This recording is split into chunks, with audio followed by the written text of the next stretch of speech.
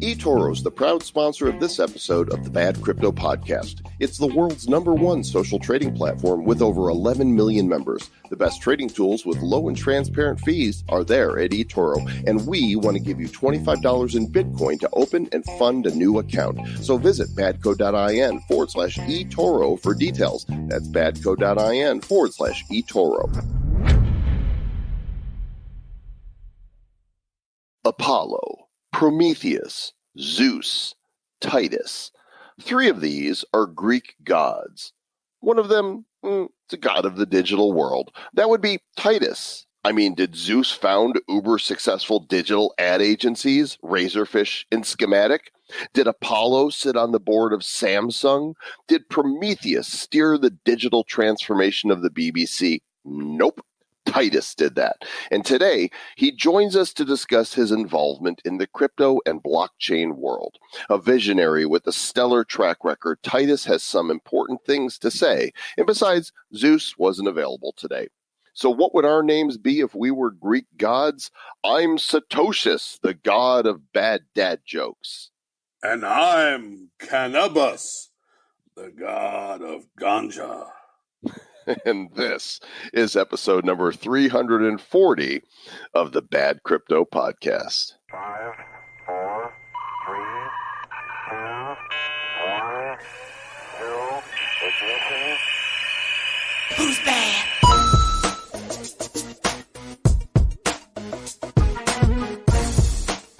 The god of Ganja. That's great alliteration there, Mr. Travis Wright. Thanks, man. Dave's not here. I'm completely sober right now, so I don't know why you're calling me why that is a reference today, but that was good. That was nice. Yeah, this is a great show. You know, Titus, we met Titus at World Crypticon at the World Crypto Poker Tournament at Mike Tyson. We met him at my house. I was at my mansion. That's right. Tigers there. I said, hey, why don't you come over and play poker and hang out with my tigers? And I noticed, did you notice this? I used to have pink flamingos all around in my backyard in my pool, but I think the tigers ate them. All I saw was the feathers. Pink flamingos? That's what I have. You didn't see them? I did not. They stand on one leg. You know that? I do know that. Very nice. Yeah. Anyways, continue what you're doing, Mr. Joe Khan. I don't mean to interrupt. You know who else stands on one leg? Titus? No, I was thinking people with one leg. I mean, it really sucks to have lost a leg, but those are people who stand on one leg. Actually, I saw a video the other day of this guy who he had lost a leg, and he had like literally a stick that came out of the stump, and he was like tap dancing. Amazing. Like, this guy dances way better with one real leg and one stick leg than I'll ever dance with 2 perfectly good legs. So are you saying you're not going to be on Dancing with the Stars? I am not going to be the next Sean Spicer. That is correct. He was so bad.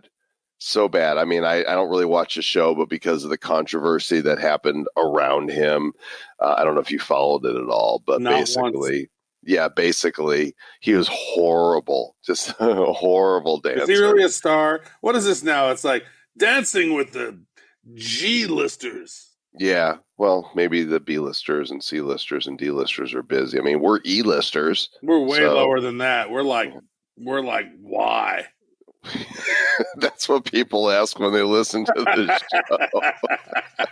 Anyway, we're glad that you guys are here for the Bad Crypto Podcast. You're really going to enjoy this interview with Titus today. But before we get to it, just want to give shout outs to our sponsors really quickly. By now, hopefully you have downloaded the eToro wallet and opened an account. If you're a U.S. citizen and it's your first account with eToro, if you drop $50 into the eToro wallet and then open a position in any of the 15 cryptocurrencies they currently offer, and Travis and I will send you $25 in Bitcoin. Over 11 million people around the world use eToro. They're a rapidly growing exchange and wallet, super cool tools, copy trading features, and virtual portfolio, $100,000 in fake money that you can play around with. It's like, imagine that you've got $100,000 in Monopoly money.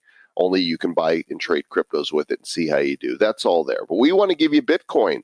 And go ahead and do it now. Go to badco.in/eToro and hop on the eToro train. Chugga, chugga, chugga, chugga, choo choo. And our other sponsor today is MobiPay.io, MobiPay.io. We met Brandon and his team in Bali, and we loved what they were doing. And they're really making mobile payments very simple. They got this really sweet ecosystem for you to check out. And actually, there's a really cool deal going on their website right now. If you go to MobiPay.io, you can actually sign up and get $10 worth of MBX tokens for absolutely free. So you're going to want to check it out. They do this cashback programs on purchases. They have this nice MobiPay ecosystem. You're going to want to check it out. We love those guys over there. And in fact, that company is the one that won Token Tank. So they're doing some good stuff. Check them out. MobiPay.io.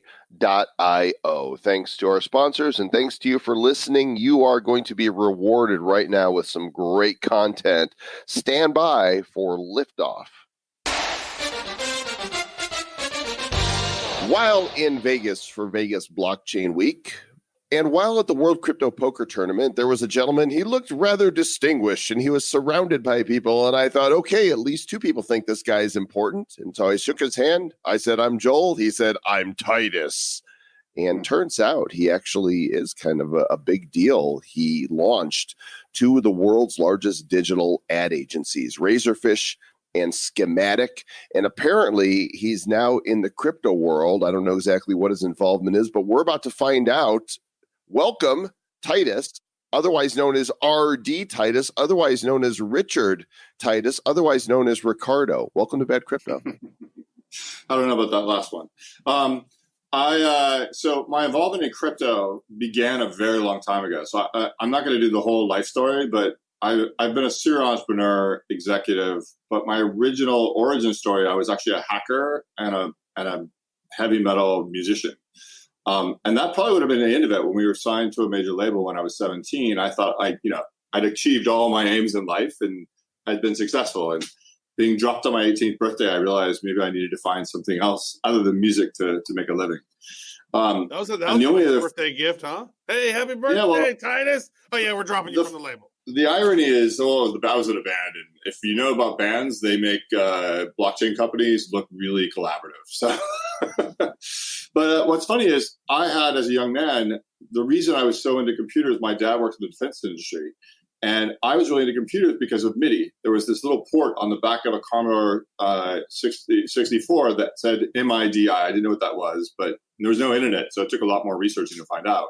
But that was a MIDI port, and there was this crazy idea that the National Association of Music Manufacturers, there'd been a meeting there where they said, what if we could connect our computers and electronic instruments and have some sort of protocol? And it started with not very much thinking. And then, like all great technologies, it evolved as the community pushed. And now MIDI and another thing I was involved in very early, digital recording, hard disk recording, have really changed the industry. Well, MIDI is what brought us the 80s, right? That was absolutely the 80s. That is what brought us new wave. That's what brought us the cars and so much early digital music, the synthesizer and music tracks. So I began, my dad, we had an internet connection much earlier than most people because of what my dad did. And I quickly learned that using a little piece of software called FTP, there's no browser yet.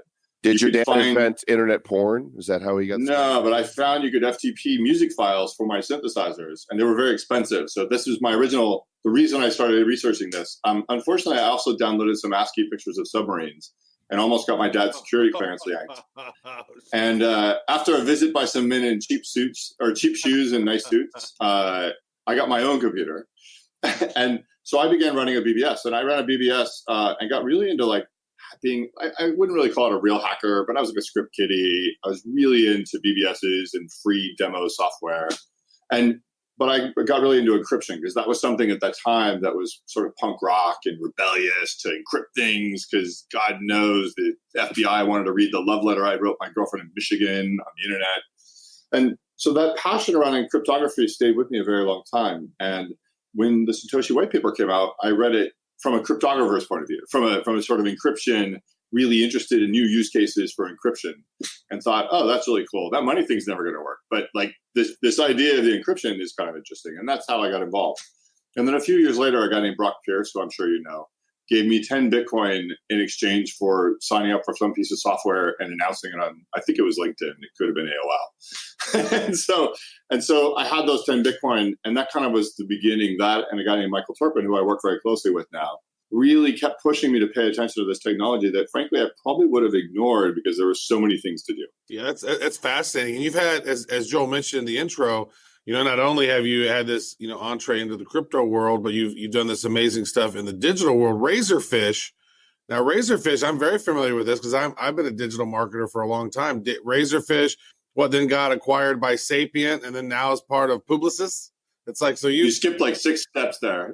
When they merged, so Publicis bought Razorfish SBI from Microsoft for $600 million. I left before we sold it to SBI, so about 3 acquisitions before that. But what's really interesting about that story is Razorfish and Sapient were mortal enemies. Like, we got up in the morning in the early days of Razorfish to destroy Sapient, and I'm pretty sure they got up with the same mission. And so when they merged the brands, everyone at Razorfish poured one out. We were just very, very sad about that. Yeah, we actually just had our 20-year anniversary of Razorfish. So all of the founders, with one exception, all flew to New York last summer to get on the same boat we had our lunch party on 20 years ago.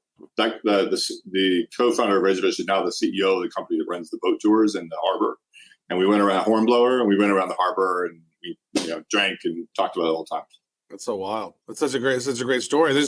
And just seeing how the space has evolved. And I've actually had many conversations with Sheldon Monteiro. I'm sort of a marketing technology background. I've been in that space. So they've done some really cool stuff at Sapient now where they're actually teaching people marketing technology and actually training the marketing technologist over there. Sheldon's a great dude. So, I think, in a parallel, it's like I've spent all this time and Joel spent all this time in marketing and in digital, and we found our way into the blockchain space. Now, Joel and I, we started Bad Crypto about 2.5 years ago, just because we were seeing the emerging technologies. We were seeing how blockchain can impact the world. And so with that, what is your impression of blockchain, and how do you see, from your perspective of running just a huge agency, how is blockchain maybe going to impact, first of all, the advertising world? Because it seems like it's going to impact that space tremendously. Well, it's interesting. So the first thing I want to say is I think the blockchain is an interesting idea because it's one of the really the most interesting uses of encryption, and also a decentralized database. And I think that there's a whole bunch of principles around that are really exciting. One of the first things the industry did, I think because they were having trouble raising money, is began innovating around the sort of financial services fundraising piece of things. And that's how we got into sort of things like ICOs and things like this. But the platform itself, I think, is quietly infiltrating, just like the internet did, most industries. So I always tell this story is Razorfish went and pitched a big financial services firm in the 1980s. And it was us, IBM, and Accenture. And we went in, and they both had basically flaming, spinning E logos. They said, "We're about the internet." And I went in and I said, "Look, I'm about customers." And we won the business. And so The blockchain to me is just an enabling protocol, which allows you to do really interesting things. And in some places where authority, authenticity, having multiple people control but not totally possess an asset, traceability, sort of pseudonymity, all these things are really important principles. What we are is metaphorically is 1996. Like, we know the internet is going to be a big deal.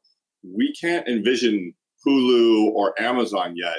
We're still trying to make the images not left aligned and blink maybe once in a while. Well, we just had Yahoo. I mean, that's kind of what we have. It's not even at Yahoo yet. Yahoo has started to have some content management. I mean, it's so early, right? And just like then, as the founder of one of those early internet boom companies, one of the co-founders, I experienced that rapid rise of value and then the first sort of trough of despair.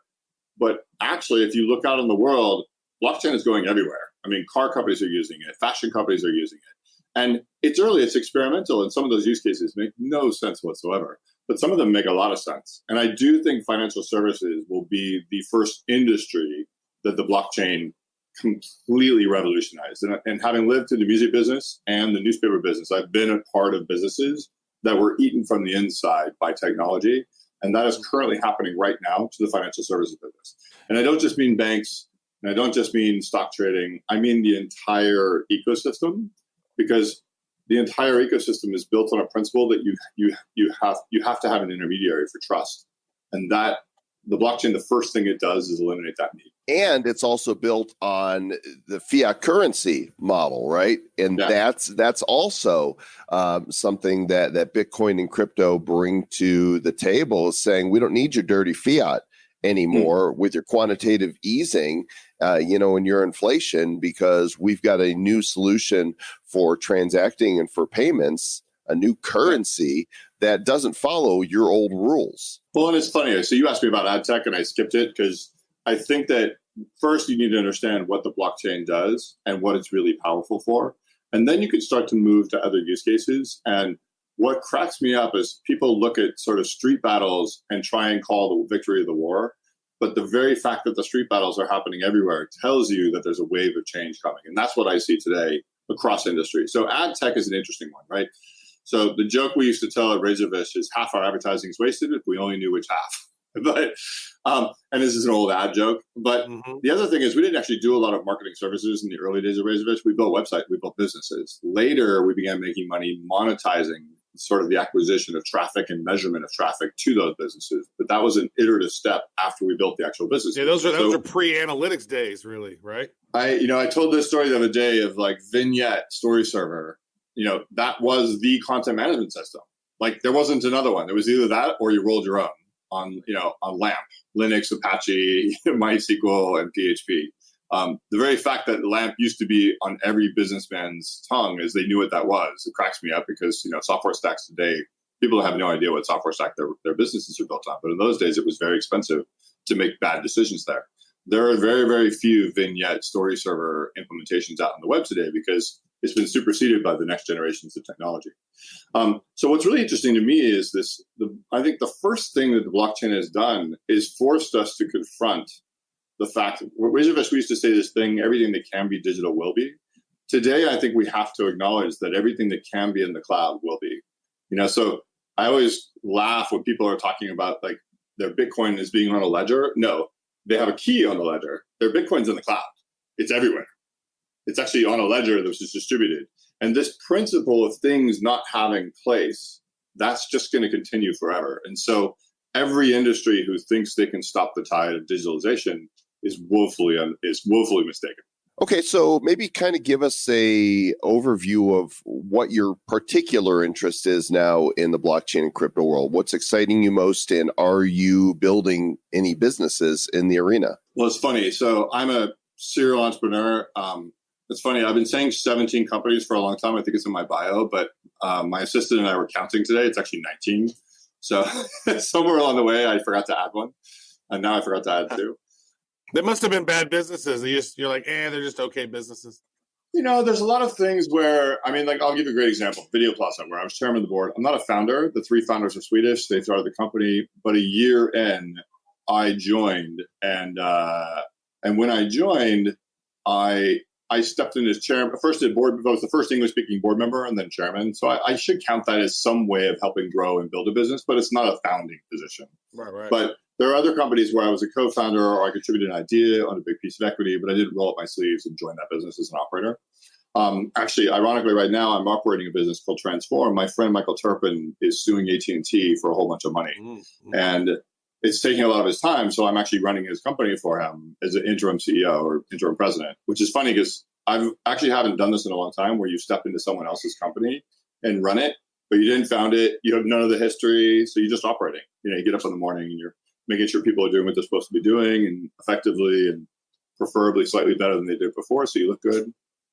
And so that's kind of interesting. But for me, I love helping founders and people with big ideas manifest those into really successful businesses. And as I've grown older, I've realized that I think it's time to help grow the next generation of founders. And so I do that in a number of ways. I have a small seed fund called Hydronic Ventures. I make small seed investments. I give both time and money. If you don't want my time, you definitely don't want my money.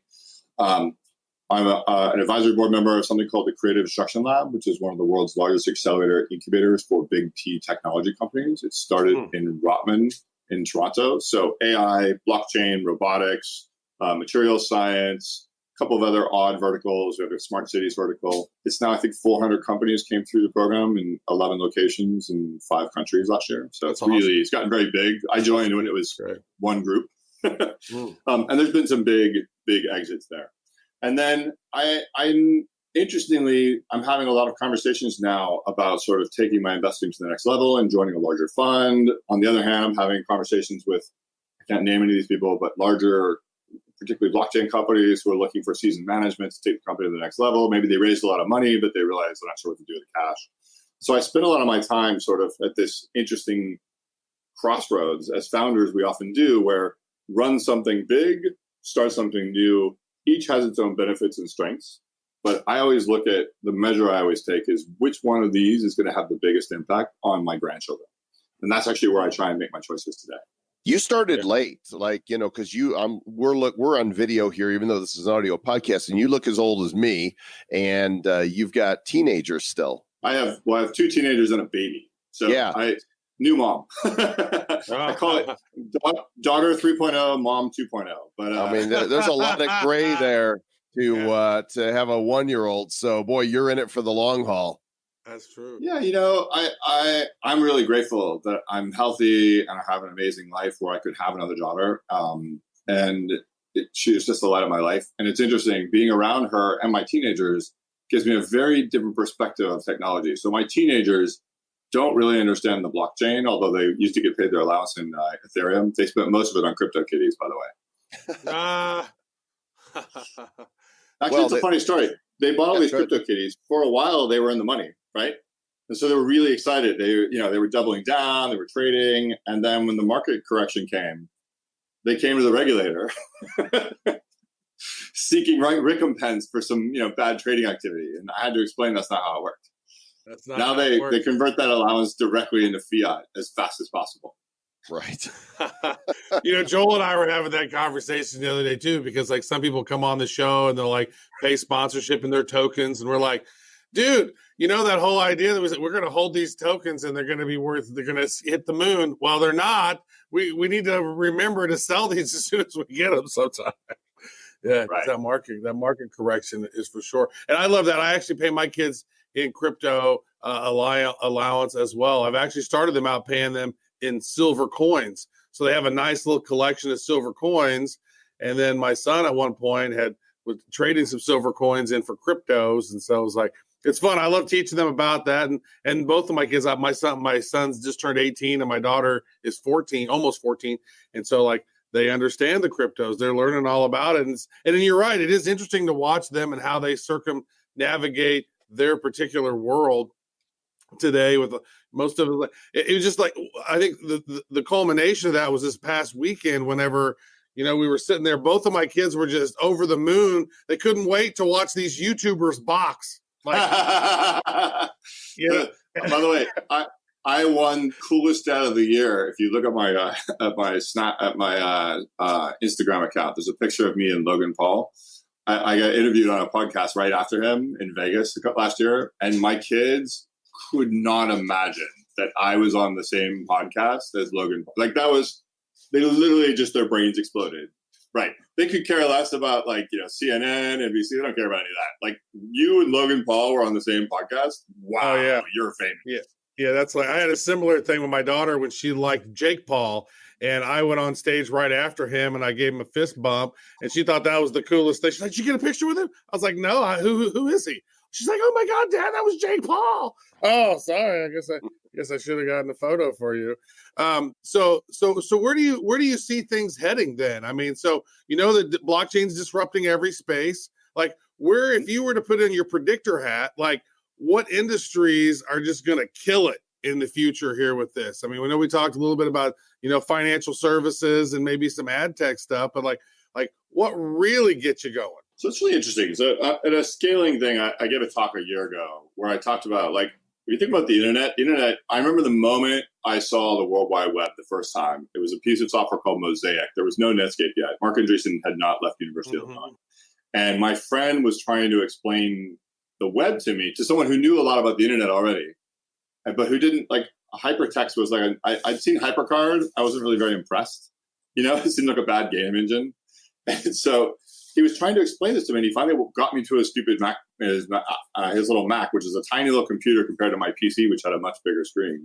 And he was clicking link to link, and I was looking at the URL, and I realized that one link was in Switzerland, one link was in Japan, and in my head suddenly exploded because I realized that this was going to manifest as totally transforming publishing, e-commerce, messaging. Like I could think of sort of a set of things that were going to be changed, mostly communications and telecommunications, and a bit of publishing and commerce, right? So that's what, like 10% of GDP max. If you think about the blockchain affecting supply, all those things, plus supply chain, physical goods, financial systems, lending, hypothecating, you're at like 50, 52% of GDP. I mean, this is like a technology which will transform and affect everything. And I think that's where people go wrong is they like want it right now. It took from that moment I had my internet account on my dad's machine downstairs when I was 13 years old to in my mid 20s, it was sort of useful, but not really. It was really the web that made that, a really interesting thing in 1984, 85. That's when it really became something that had some utility to it. So it takes a long time for these technologies to manifest. So where we are now is we've had the big aha moment, just like the Netscape IPO, where it's like, oh my God, there's something here. And then we go through the J curve of disillusionment, where a bunch of people raise a lot of money for ideas not very well thought out, with bad management teams and not really great go-to-market plans. Particularly here, because the regulators, I think, are restricting the growth of the business in the U.S. We see some odd financial shenanigans, mostly about founders trying to get their money so they could build a business. And they look at the regulatory regime in the U.S. and they say, not here. Let's start this in Switzerland or Cayman or Switzerland or Singapore. Mm-hmm. That's not good for anybody. Because if you're spending 20% of your funds raised on financial jurisdictional issues, you're probably not spending that building great products for customers. And I think we need to, as Americans, we need to think about that and think about how we build sandboxes like Wyoming has done to really facilitate the growth of businesses. But that said, I'm very long on this technology, and I'm very long on founders finding ways of using this technology. I mean, I go to startup pitching all the time. And it used to be there'd be like one blockchain company and 3 AI companies and 15, Uber for insert market sector here. And now it's like 10 blockchain companies, 3 Uber for something, And so the founders, those young people who are getting out of universities, even if they don't study blockchain universities, they are really, really thinking about this technology as a tool, as a sort of lever to crack open big markets and big problems. Well, you referenced how we're still in early internet age right now. Only technology continues to double every year. And, only took smartphones to commandeer the market from Razor and Nokia 5-6 years. So with that in mind, and because technology is moving so quickly, is it going to be one thing that triggers mass adoption of crypto, or do you feel like we're still on a little bit of a slow burn before this takes off and hits mainstream? So I think the critical moment already happened, which is people started to understand that digital jurisdictionalist money had some utility, had a purpose. What we are is it's a distribution problem, not a conceptual problem, right? So we've already seen that on the digital money side. I mean, anyone who's lived in Venezuela or any country who has strict currency controls has figured out the power of jurisdictionless programmable money. What comes next is plugging that money into the existing and future ecosystems, and that's happening real time as we see. What I do think is we, as the people building these platforms and systems, really should start to think about something, which is, like, I'll give you an example. I went to go trade some security tokens on Open Finance, and I logged in. I had to use MetaMask. I hadn't used that MetaMask account in a while. It took me like 10 minutes to figure it out. I realized they'd set it up with the wrong account. They'd connected 2 of my companies, which are different companies and have different shareholders. And I just looked at this and I thought, this is insanity, right? Like there's no way my mom, who would actually trade stocks, is going to log into Open Finance and trade security tokens with all this friction in the ecosystem. And so that means we have to move past a bunch of this stuff and get to the next generation of user interface and user experience. The other thing is that although the blockchain has some real power to it, things like transparency and privacy and security, we aren't very good at these yet. Like the example I always give is show me a multi-sig wallet on Ethereum that works. And you can't, because there isn't one. There's some that kind of are okay, but you wouldn't put large sums of money for long periods of time in those wallets. Think about the parity hack. And so the third thing I would say is things like ad tech. Everyone knows that blockchain is the key to unlocking value, and both for consumers and for advertisers, but no one has quite solved it yet. But I see some really exciting people attacking the space right now. So I think right now we're in that place where it's 10 companies are trying and 2 will succeed, 1 exponentially. But picking winners today is really hard because it's just really early in the platform. So having your background in building websites and advertising and running Razorfish, what are your thoughts around Brave and the BAT token, the basic attention token? The CEO over there, Brendan, he actually was the guy who was the lead developer at Netscape, and then he went on and created Firefox, and now he's doing Brave. And now the basic attention token is rewarding consumers. You talked about how you're customer centric, and now we're starting to see where the consumers are starting to get rewarded for their actions online. Like, how do you maybe see that evolving over time? Because to me, as a consumer and as a creator, it seems to me to be the right mix potentially if it keeps evolving in the right way. Because for so long, social media has been taking our data and taking our content, and they've been making money off of us. But now we have an opportunity. The everyday creator has an opportunity. So it seems to me to be like, it's a cool evolution of the web. I love that. Travis asked you a question, answered it himself, and I'll give it back to you. Well, it's funny. So Brittany Kaiser is a very good friend of mine, and I'm a big fan of data. Brittany. Own your data. And I have for a long time. I actually don't know if I was the first, but I was one of the first in the media industry to talk about oil being the data being the new oil. And I did this because when I was chief exec of the digital holding company for all the digital assets of Daily Mail, we had these classified businesses, we had publishing businesses, and all these businesses were creating data, and we didn't really know what to do with it. But in aggregate, we were one of the largest holders of consumer data in the world. And so I knew that we needed to figure this out, right?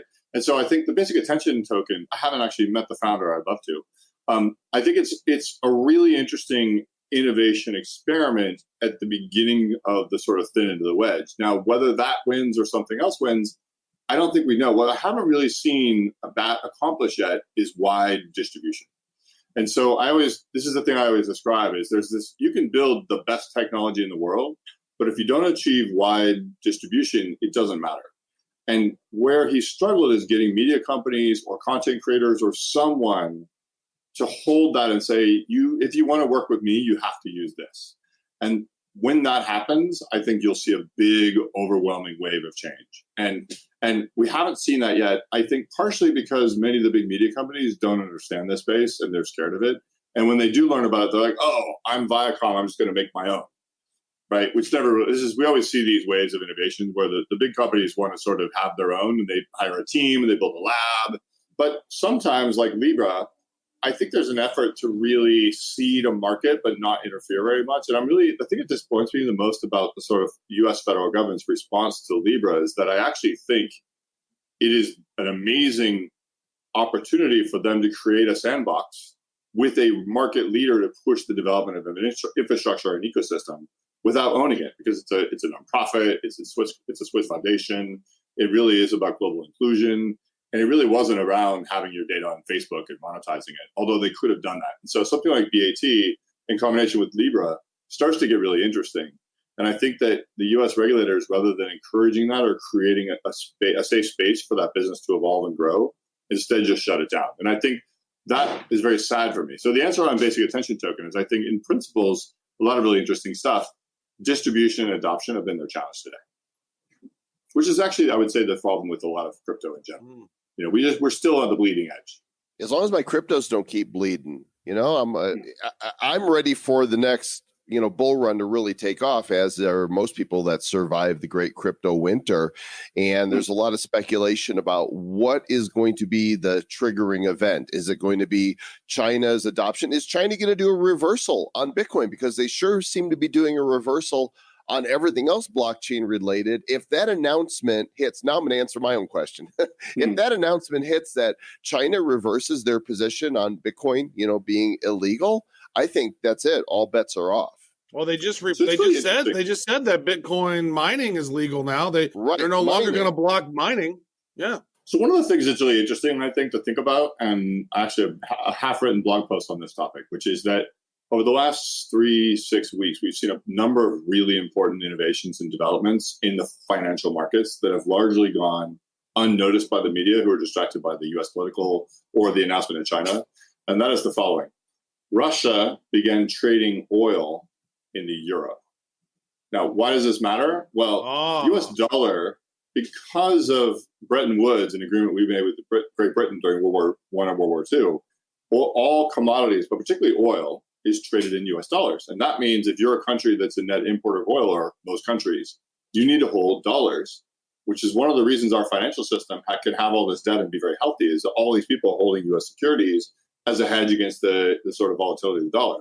So everyone has a vested stake in seeing the U.S. dollar be very stable. What you're seeing now is the beginning steps of a migration to a multi-currency basket of currencies for the trading of derivatives and the trading of commodities. Oil being the first, and Russia has a very big strategic interest in moving away from the dollar, having that not be controlled by the U.S. The second thing that happened is that China and Russia began the development of a new wire network that competes with SWIFT. Right? This is important because the U.S. weaponizes the SWIFT network to stop money transfers in and out of the U.S., which is where you got to go if you want dollars or dollar bonds or treasuries, things like this. And the third thing that happened very quietly is that Ripple became the largest wire transfer network in Latin America. So more money is transferred over the Ripple network than any other network in the world. And so that really, really matters. Those three things together mean that we're seeing a slow and steady evolution of the infrastructure that moves money around our planet and our economy in ways that we've never seen in 110, 130 years. That's a huge evolution. Right. And so all those little things are the beginning sort of butterfly wings in various places, but there's a hurricane coming. And I think that hurricane ends with fiat currencies being largely irrelevant in a global economy. Now, if I was a genius, I could tell you which digital currencies will survive. I don't know. Will they be sovereign digital currencies? Will they be things like Bitcoin, which are abstracts? Will they be, Tether or stable coins? Or I just can't answer the question today. But I do know, interestingly, I make more interest on stable coins than I do on digital currencies today in my DeFi wallet. Which is they pay like 8%, right? Celsius was paying me 12% if I hold some Celsius too. That's kind of crazy, right? There's no savings account in America that'll pay me 12% cash on cash. Celsius is doing some pretty great stuff. Like I noticed, like what is it, like once a week or something? You get a little bit, you get a little interest kicked in. Yeah, something. I'm a big Celsius fan. I like Alex; he's a friend. I like that business very much. I'm a big fan of DeFi. I'm a big fan of Salt, has gone through some challenges, but I think those guys still have a real opportunity to build. I think that, if you think about revolutionizing the financial system, building blocks matter, right? So banking, on-ramps and off-ramps, the ability to get fair exchange, and the ability to do all these things all digital, those are the things that need to be built next. Yeah. How long until you think the U.S. dollar is no longer the global reserve? Because you just mentioned that, like here the foundations and the rails are being set up, and Ripple's doing this, and China and Russia, and wow, the U.S. dollar has if you look historically of who's had the reserve currency over time, like Portugal had it for around 100 years, then Spain had it for around 120 years, and then like over the last 500 years, it's like the U.S. dollar's about run its course, and it's like the inflation rates are getting so high. Yeah.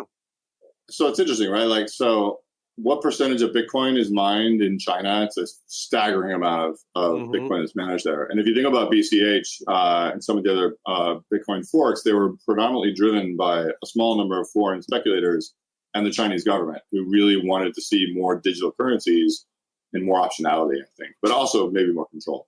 So I think that we are seeing the rise of the Asian markets. We're seeing the rise of smaller countries who adopt digital currencies first are going to be in a position to provide banking services and some of the other jurisdictional services that in previously places like Delaware or Malta or the Netherlands survived. But I think the real thing, and I'm not really anti-U.S., I'm a U.S. citizen, my children are American citizens. I worry that right now we have a regulator and regulators who are, their caution, which I understand, is causing the U.S. to fall behind. Yeah. And I would rather see more thoughtful regulation that creates sandboxes and safe spaces for businesses to evolve and grow. Where just like they did with the internet. If you think about the internet, at first they were like, destroy it. It's going to destroy copyright and movies and television. And studios are making more money than ever now, thanks to Netflix. And so I think we needed to maybe dial back the caution 10, 20, 30% and dial up the encouragement of innovation and next generation thinking, because that's what's going to make both the US and the world a better place today and the future. Yeah, I don't disagree with that at all. And it's so cool to see innovation happening. I just wish more of it was encouraged and permissible here in the U.S. Well, the good news and the bad news is innovation will happen there regardless. I mean, even the dark ages, innovation was happening. It was just clamped down by the church. And so, like, the challenge for the U.S. is if we want to retain our position as a market leader, we have to be a market that embraces and extends innovation at all times. Not one which is trying to sort of wind the clock back 10, 20, 30, 50 years. Mm-hmm. The other thing I love about digital currencies, and particularly around the sort of ecosystem of digital money and programmable money, is it eliminates fraud. And so the fraud thing is funny. Like right now, that Bitcoin was sort of the currency of fraud for a while. Well, first of all, I don't think that was very true. I think it was the currency of illicit transactions. But if you're going to launder large sums of money, US dollars are a far better way of doing it. But that there's this patina of fraud around our industry, which has to do with sort of bad security practices and lots of other things. And because much of the fraud in the traditional markets is kept hidden through legal frameworks, which don't allow you to sue, for instance, AT&T for letting your SIM number get stolen by an employee. But going forward, when you look at big criminal networks, they're actually being caught because of the use of digital currency. So I have a cousin who's in asset forfeiture for one of the major law enforcement organizations. He loves Bitcoin because he's like, look, these idiots are moving Bitcoin around. They're not the brightest sparks in the shed. And we can just trace that money. He's like, it's way easier than bags of cash moving around from drug points. He's like, so please, if we can encourage drug dealers to use Bitcoin. It's much easier for us to butt them and much easier for us to get the assets back.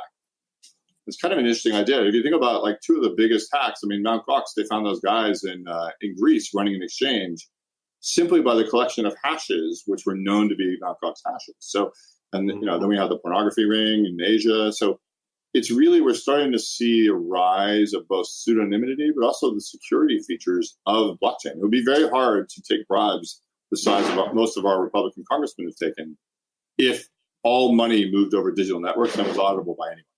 So true. That's why they don't want that transparency. But man, blockchain and government would be so nice. But maybe I agree. I totally agree. But look, it's starting in small bits. It's true.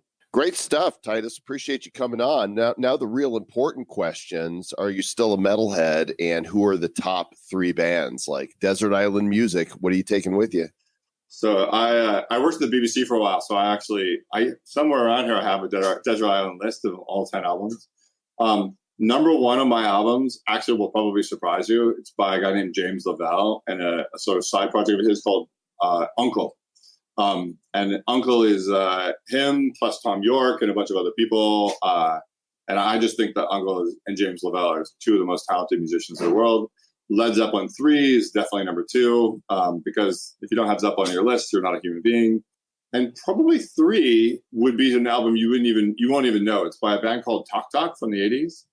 And after they released how would I not know Talk Talk? It's my life. So what's great about Talk Talk is exactly the first 2 albums were synth pop and trashy 80s music. Right. Their 3rd record was called Laughing Stock. It was atmospheric jazz. And the players on that album are some of the most amazing players in the world. And that album, listened to in its entirety over and over and over, has been on my playlist since it came out in the 80s and is really a magical piece of music that most people have never heard. I just looked it up and I'm totally putting it on my to listen list. How do you spell James Lavelle's name? James actually Unkle is the way to find him. So all of his best music is under Uncle, which is he's one of the founders of Boax. Got it. Found it. I learned something new, and I'll add some to our Bad Crypto playlist there on Spotify that we keep since we've mentioned those bands here. Titus, where can people find you?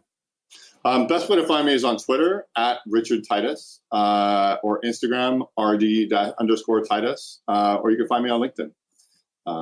And I'd love to hear from you and connect in any way. I'm pretty accessible. Fantastic. Thanks, man. Appreciate it. Thanks. Dude, that Titus is just a wealth of information and so many accomplishments there. Like, I'm keeping my eye on what he's going to do next. And he's just a super nice guy. For sure. Yeah, brilliant dude. He's done a lot of epic things. I mean, if you've been in digital marketing like Joel and I have, the name Razorfish, that carries some pretty significant weight. Like, they've done some amazing stuff back in the day. And so, you know, that Richard Titus, he's been doing lots of things, making the digital world mo better for a long time. So big ups and big thank you to him for coming on the show. Great to I thought they named that business after Arnold Razorfish. It's not true. It could be. I wonder if somewhere in the world there is somebody named Arnold Razorfish. Do you ever do that? You ever come up with a name and think, I wonder if somebody's actually got that name? Because I remember like when I was a kid, you would pull out the phone book. Remember the phone book? I do. Right?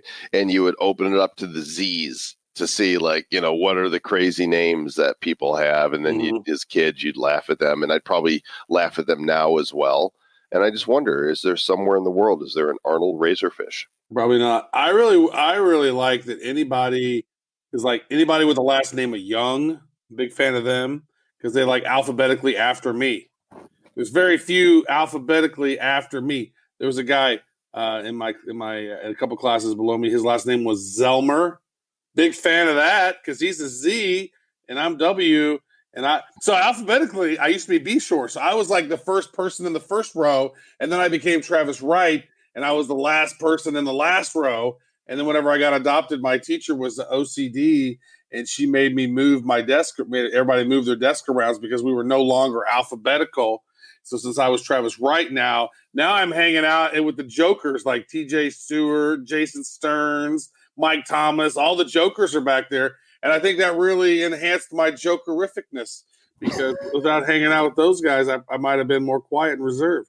Aren't you glad that she switched around the desks? I guess so. Hanging out with those guys was fun times for sure. Everything is as it's meant to be, one way or another. Even this, Travis, who knew that after meeting you, 5 years or so ago, that one day we would be hosting one of the top crypto shows in the world and having legions of people who, for whatever reason, thought they would tune in and listen. And if we would have known that in 2013, well, we would have started the show earlier and we would have bought crypto earlier. And a lot of things would be different. Have your own private island. I'd have a hell of a lot more Satoshus stacked. Well, that's okay. We're stacking them now as best we can. And while we don't give financial advice, many who are paying attention to what's happening with Bitcoin are also stacking sats with the hope that even though John McAfee is not likely to be right about $1 million by the end of 2020, we do see a price increase hopefully on the way with the halving happening in May 2020. Thanks for listening, everybody. We appreciate you. Hope that you are enjoying the holiday season as it ramps up here. There should be Christmas things popping up all over the place now, if it hasn't already. You know, here in France, Travis, they start the Christmas celebration before our Thanksgiving, and they have Christmas markets that last I love the Christmas entire markets. month. Oh, yeah. I tell you what, folks. If you ever want to do something really cool and you want to go to Europe sometime and, you know, go check out some of the Christmas markets, but go to Munich sometime in the Christmas season. And specifically, they do it twice a year. They have the running of Krampus. And Krampus is the opposite of Santa. Santa's the person that comes and gives gifts and candies to the good boys and girls. But what about the bad boys and girls, the bad ones who listen to bad crypto? Well, Krampus comes to visit them, and he's sort of like a goat demon. And there's hundreds of them running around, and it's pretty terrifying, but it's pretty epic, too. I really enjoyed that. What's the plural of Krampus? Is it Crampi? Krampuses. I want it to be Crampi. You can make it do whatever you want, Mr. Jokoff. You're a wordifier. Do what you like. Do they take gifts from children? Does Krampus take things? No, they scare them, and a lot of them have like little bundles of sticks that they put together to make it be like a broom, and they all have like a big bell normally on their back, and they're running. It's like bang, bang, bang, bang, bang, and they like smacking people on the legs with their bundles of sticks. Like couple of them hit me, and I looked at them, and I'm like, dude, I'm about to hit back.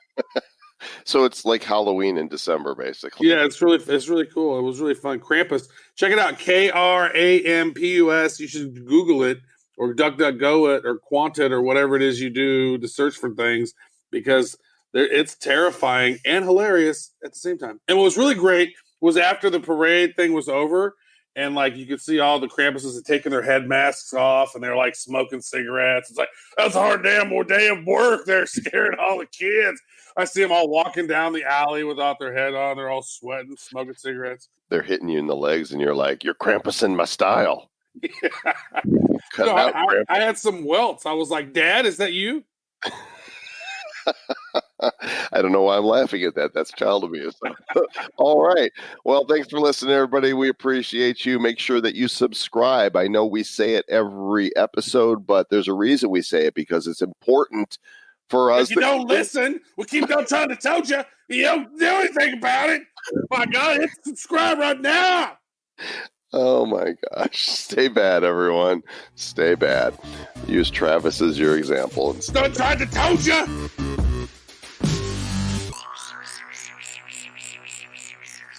Who's bad?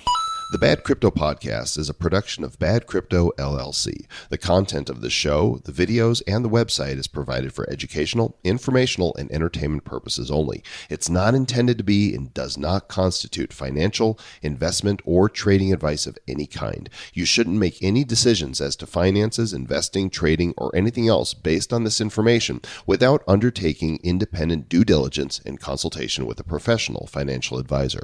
Please understand that the trading of Bitcoins and alternative cryptocurrencies have potential risks involved. Anyone wishing to invest in any of the currencies or tokens mentioned on this podcast should first seek their own independent professional financial advisor.